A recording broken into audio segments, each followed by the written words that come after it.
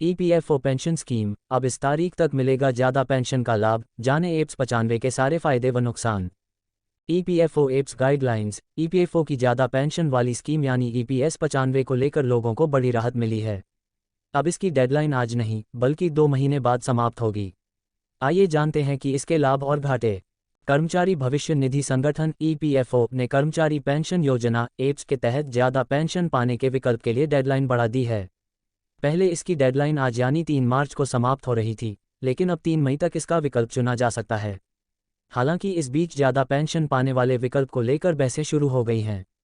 कुछ लोग इसके फायदे गिना रहे हैं तो कुछ लोग इसे घाटे का सौदा बता रहे हैं। आज हम यही जानने का प्रयास करेंगे कि ज़्यादा पेंशन का विकल्प चुनना कितना फ़ायदेमंद है और इससे क्या नुकसान हो सकते हैं। इस कारण पड़ा ईपीएस 95 नाम। सबसे पहले आपको बता दें कि कर्मचारी पेंशन योजना का लाभ कुछ साल पहले तक बहुत कम लोगों को मिलता था। पहले इसका लाभ सिर्फ सरकारी कर्मचारी ही उठा सकते थे। हालांकि बाद में सरकार ने इस योजना का विस्तार किया और सामाजिक सुरक्षा का लाभ प्राइवेट सेक्टर में काम करने वालों को भी मिलने लगा। यह बदलाव हुआ साल 1995 में और इसी कारण स्कीम को ईपीएस 95 यानी कर्मचारी पेंशन योजना 1995 के नाम से भी जाना जाता है।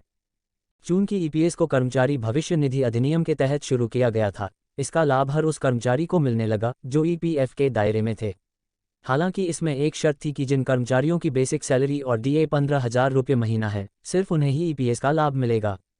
जाने नए बदलाव के असर। अब जानते हैं कि नए बदलाव का क्या असर होगा।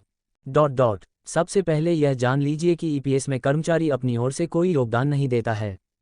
कंपनी की ओर से जो कुल 12% का योगदान दिया जाता है, उसमें से ही 8.33% हिस्सा ईपीएस में जाता है। चूंकि पेंशन योग्य सैलरी की लिमिट 15,000 है, इस कारण ईपीएस का योगदान भी 1,250 रुपये पर सीमित हो जाता है। कंपनी के अंशदान में इससे ज़्यादा जो भी रकम होती है वही ईपीएफ में चली जाती है। अब चूंकि ईपीएस में बड़ा योगदान भी कंपनी के हिस्से से जाना है, इसका मतलब हुआ कि अधिक पेंशन का विकल्प चुनने पर भी टेक होम सैलरी पर कोई असर नहीं होगा। हाँ, यह जरूर होगा कि पीएफ की जमा होती रकम कम हो जाएगी। पीएफ के मामले में होगा नुकसान। ईपीएस 95 के सबसे बड़े नुकसान में पीएफ का नुकसान सबसे अहम है। आपको एक और रिटायरमेंट के बाद पेंशन कुछ ज़्यादा मिलेगी, लेकिन एक मुश्त मिलने वाली पीएफ की रकम कम हो जाएगी। दूसरा नुकसान यह है कि पीएफ में कर्मचारियों को चक्रवृद्धि ब्याज का फ़ायदा मिलता है। अब चूंकि पीएफ का हिस्सा ईपीएस में जाएगा तो चक्रवृद्धि का फ़ायदा भी कम हो जाएगा। ईपीएस 95 के ये भी नुकसान। ईपीएस 95 को चुनने का एक और बड़ा नुकसान है कि आप जल्दी रिटायर नहीं हो सकते हैं। इसका लाभ सिर्फ उन्हीं लोगों को मिलता है जो या तो 58 साल की उम्र तक या कम से कम 10 साल तक काम करते हैं। ईपीएस में तुलनात्मक रूप से ब्याज भी कम मिलता है। इसके अलावा एक अन्य लाभ अनहोनी की स्थिति में है। अगर आपके साथ कोई अनहोनी हो जाती है तो ईपीएफ की सारी रकम आपके नॉमिनी का मिल जाती है। वहीं ईपीएस के मामले में नॉमिनी को आधी पेंशन का ही लाभ मिलता है।